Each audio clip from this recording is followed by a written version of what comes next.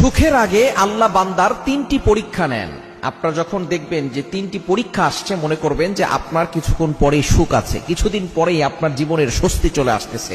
কারণ আল্লাহ পাক রব্বুল আলামিন নিজে বলে দিয়েছেন, কোরআন খোলেন 30 নম্বর পারা 16 নম্বর পৃষ্ঠার 14 নম্বর লাইন, সূরাতুশ শারহের 6 নম্বর আয়াতে আল্লাহ বলছেন, ইন্নামা আল উসরি ইউসরা, there is happiness after suffering. কষ্টের পরে সুখ আছে, কষ্টের পরে স্বস্তি রয়েছে। সুতরাং আপনার দুঃখ কষ্ট চিরস্থায়ী নয়। আকাশে মেঘ সব সময় থাকে না, আপনার কষ্টও থাকবে না। সুতরাং এই তিনটি পরীক্ষা আল্লাহ পাক রব্বুল আলামিন যখন নিবেন, মনে করবেন তারপরে আপনার সুখ আছে। এই সুখ দেওয়ার আগে আল্লাহ তাআলা তিনটি পরীক্ষা নেন। 1 নম্বর হচ্ছে ধৈর্যের পরীক্ষা। আল্লাহ তাআলা আপনাকে দেখতে চান যে আপনি ধৈর্য ধারণ করতে পারেন কিনা, আপনি ভেঙে পড়েন কিনা, আপনি আল্লাহর উপরে ভরসা করেন কিনা। এজন্য আল্লাহ তাআলা ধৈর্যের পরীক্ষা নেন।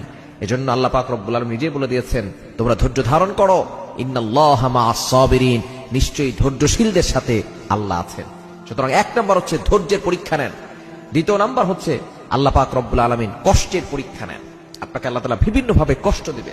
এই কষ্টে পড়লে আপনি হতাশ হয়ে যাবেন না।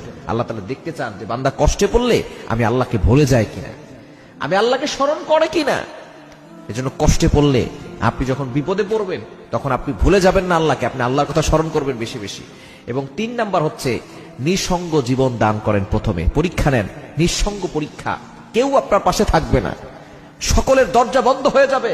তখন আল্লাহ তাআলা বুঝতে চান যে বান্দা আমি আল্লাহর দরজার দিকে তাকায় কিনা। কারণ দুনিয়ার সকল দরজা বন্ধ হয়ে গেলেও আল্লাহর দরজা কখনো বন্ধ হয় না।